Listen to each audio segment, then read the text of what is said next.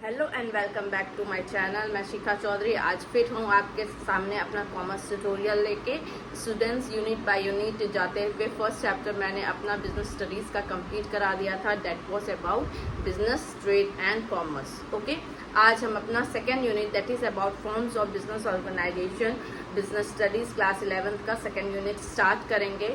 ऐसे तो मैंने अपना इनिशियल वीडियोस में जब मैंने अपना चैनल स्टार्ट किया था आपको about forms of business organization एक एक पॉइंट इन डिटेल्स बताया था, बट अपना प्रोटोकॉल फॉलो करते हुए यूनिट बाय यूनिट जाते हुए हम फिर से about forms of business organization study करेंगे। आइए स्टार्ट करते हैं। तो total 5 forms of business organization है, ये आपको पता है, ठीक है। तो first form of business organization आज स्टार्ट करते हैं, that is about sole proprietorship. Okay, name से ही पता चलता है सोल मीन्स व्हाट, ओनली, और we can say single. Okay, proprietorship मतलब व्हाट, ओनर। तो इसका मीनिंग क्या हो जाएगा, that is any business organization that is owned और managed by the only owner, single owner. मतलब कोई भी बिजनेस ऑर्गेनाइजेशन, कोई भी बिजनेस जिसका एक सिंगल ओनर हो, एक सिंगल ओनर जो भी अपना बिजनेस एक चलाता हो, उस टाइप के बिजनेस को क्या बोला जाएगा, सोल प्रोप्राइटरशिप बिजनेस। ओके, तो सोल इससे हमें क्या समझ में आता है, तो मतलब क्या सारे इन्वेस्टमेंट कौन करेगा, वो सिंगल बिजनेसमैन ही करेगा, ठीक है। प्रॉफिट और रिस्क कौन बेयर करेगा, वो सिंगल बिजनेसमैन बेयर करेगा। बिजनेस का कंट्रोल मैनेजमेंट कौन करेगा, वो सिंगल पर्सन ही मैनेज और कंट्रोल करेगा। क्यों? क्योंकि और कोई है नहीं, नो पार्टनर्स, कोई शेयर होल्डर्स नहीं, कुछ नहीं। एग्जाम्पल के लिए लेते हैं, सपोज हमारी सोसाइटी में एक ग्रोसरी का शॉप है, ठीक है, छोटा सा दुकान है, किराने की दुकान है छोटी सी, ठीक है। अब उसको कौन खोला, वो एक आदमी जो ओन कर रहा है उसने उसको खोला। उसने जो थोड़ा बहुत इन्वेस्टमेंट, उसमें ज़्यादा इन्वेस्टमेंट नहीं लगता है as compare to big companies. Okay, investment उसने किया, उसको चला रहा है वो सिंगल ओनर, वो सिंगल जो शॉपकीपर है उसको चला रहा है। जो सामान उसको मंगवाना है वो खुद ही मंगवाता है, जो प्रॉफिट होता है वो खुद होता है। नुकसान अगर हो जाता है, सपोज कि कोई सामान बिक नहीं रहा है, वो एक्सपायर हो गया मंगा के, तो नुकसान उसका हुआ, तो वो रिस्क कौन बेयर करेगा, वो सिंगल ओनर बेयर करेगा, राइट। तो इन सब को जोड़ते हुए हमारे क्या बन जाते हैं, फीचर्स बन जाते हैं। जब भी आप कोई भी चीज पढ़िए तो एक बार ये पहले से अपना सोच लीजिए कि इस मीनिंग से, इस वर्ड के मीनिंग से हम क्या क्या समझ सकते हैं। अगर आप पहले खुद का अपना ब्रेन यूज करिएगा, समझने की कोशिश कीजिएगा, तो कोई भी चीज आपको लर्न करने में, मेमोराइज करने में ज्यादा टाइम नहीं लगेगा। ओके, चलिए इसके फीचर्स पे आते हैं, टाइम वेस्ट नहीं करते हुए। First, formation and closure. Sole proprietorship में ज्यादा कोई लीगल फॉर्मेलिटीज नहीं होती हैं खोलने के लिए। ज्यादा से ज्यादा क्या होता है, एक लाइसेंस चाहिए होता है। कोई भी शॉप खोलने में, कोई भी छोटा बिजनेस स्टार्ट करने में क्या चाहिए होता है, एक लाइसेंस चाहिए होता है सोल प्रोप्राइटरशिप में। ऐसा कोई फास्ट रूल एंड रेगुलेशन नहीं है कि आपको पूरी कोई लंबी लीगल फॉर्मेलिटीज पूरी करनी होती है, ठीक है। तो इसके लिए क्या, इसका फॉर्मेशन भी बहुत आसान है और इसका स्टार्ट करना भी बहुत इजी है और क्लोज करना भी क्या हो जाता है, बहुत इजी हो जाता है, ठीक है।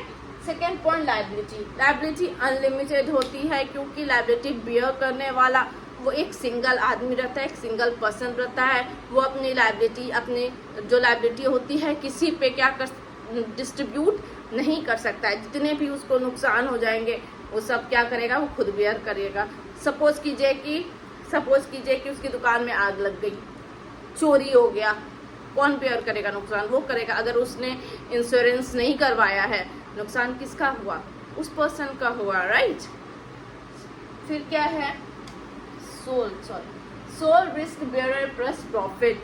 जो भी नुकसान होगा क्या होगा, वो सिंगल शॉपकीपर, जो सिंगल वो बिजनेसमैन है, सोल प्रोप्राइटर है, वो बेयर करेगा।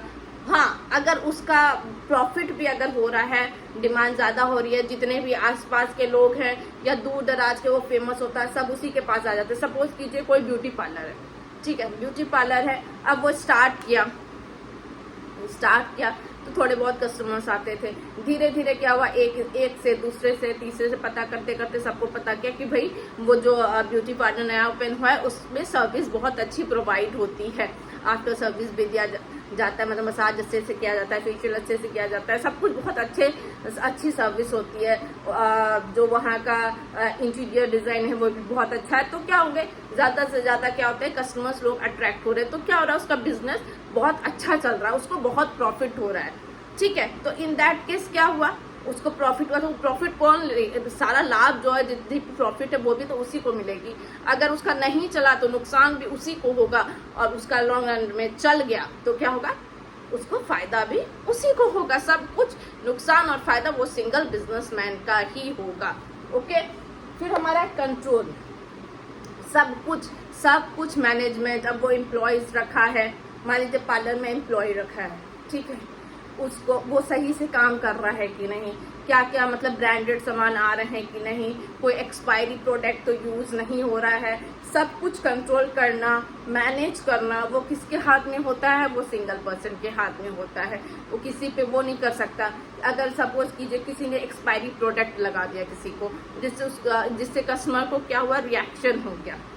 ओके, तो वो नुकसान वो किसको वो करेगा, किसको सू करेगा, वो ओनर को सू करेगा, वो एम्प्लॉय को नहीं सू करेगा। ठीक है, वो किस पे जाएगा, उसके पार्लर के नाम खराब होगा, वो ओनर का नाम खराब होगा। ठीक है, तो उसके लिए क्या है कि वो कंट्रोल और मैनेजमेंट किसके हाथ में है, ये देखना किसकी जिम्मेदारी है, ओनर की जिम्मेदारी है, सोल प्रोप्राइटर की जिम्मेदारी है कि वो देखे कि कोई भी प्रोडक्ट क्या है, एक्सपायर नहीं है। ठीक है, सब कुछ स्मूथली चल रहा है, कस्टमर को जो से अच्छा बिहेवियर, उसके एम्प्लॉयज, उसके अंडर जो वर्कर्स है, एम्प्लॉयज जो हैं, जो सर्विस प्रोवाइड कर रहे हैं, वो अच्छे से सब कुछ बातचीत अच्छे से करे। अब ऐसा भी नहीं होता है कि सपोज कीजिए कि आपसे जो एम्प्लॉय है अच्छे से रूडली बात करे तो भी तो कस्टमर्स भाग जाएंगे ना। वो देखना भी किसके हाथ में, ओनर के हाथ में है। ठीक है, तो सब कहने का ये मतलब है, कंट्रोल एंड मैनेजमेंट सब कुछ सिंगल प्रोप्राइटर के हैंड में होता है। वो सिंगल जो ओनर होता है उसके हैंड में रहता है, वो डिस्ट्रीब्यूट नहीं होता है। ओके, नो सेपरेट एंटाइटी, मतलब कि एस कंपनी में होता है ना, कंपनी का अलग नाम होता है और ओनर का अलग नाम होता है, इसमें नहीं है। सिंगल ही, कोई सेपरेट एंटाइटी नहीं होता है। कुछ भी रिस्क होगा, कोई भी लीगल इश्यूज होगा या कुछ भी होगा, कोई भी सू करेगा तो कंपनी के नाम नहीं होगा, वो ओनर ही सू होगा। वो दोनों अलग नहीं है, एक ही है। Okay, lack of continuity, sole proprietorship में क्या होता है, एक सिंगल ओनर है, अगर वो मर गया काम खत्म, बिजनेस बंद, दुकान बंद। ठीक है, उसका कोई और उसको नहीं खींच के ले सकता है। ठीक है, तो सिंगल है, उसका कंटिन्यूटी इसीलिए क्या है कि वो चलता नहीं रहेगा। उसमें क्या है कि अगर ओनर को कुछ हो जाता है, हेल्थ इश्यूज हो जाती है, या वो बैंकरप्ट हो जाता है, या उसकी डेथ हो जाती है, तो क्या होगा, ऑटोमेटिकली जो उसका ऑर्गेनाइजेशन है, उसका बिजनेस क्या है, वो बंद हो जाएगा। ठीक है, तो ये हमारे फीचर्स थे सोल प्रोप्राइटरशिप के। सोल मतलब क्या होता है, ओनली ओनर। ठीक है, जिसकी लायबिलिटी अनलिमिटेड होती है। जो कंट्रोल और मैनेजमेंट कौन करता है, वो सिंगल प्रोप्राइटर ही करता है। उसको बिजनेस को ओपन करना या क्लोज करना बहुत इजी होता है, क्योंकि उसमें कोई लीगल फॉर्मेलिटीज नहीं होती है, सेपरेट एंटाइटी नहीं होता है, सब कुछ ओनर का नहीं होता है। उसका बिजनेस या वो अलग अलग दो सेपरेट एंटाइटी नहीं होते हैं। ठीक है, जितना भी प्रॉफिट होगा वो खुद ही लेगा, लॉस भी वो खुद ही बेयर करेगा, और कंटिन्यूटी भी अनसर्टेन होती है। अगर उसका डेथ हो जाता है तो बिजनेस क्या होगा, ऑटोमेटिकली बंद हो जाएगा। ठीक है, आई होप आपको यहाँ तक समझ में आया होगा। नेक्स्ट वीडियो में इसके आगे फिर हम प्रोसीड करेंगे। अगर आपको मेरा लेक्चर अच्छा लगे तो प्लीज लाइक कीजिए, सब्सक्राइब कीजिए एंड शेयर कीजिए। Thank you.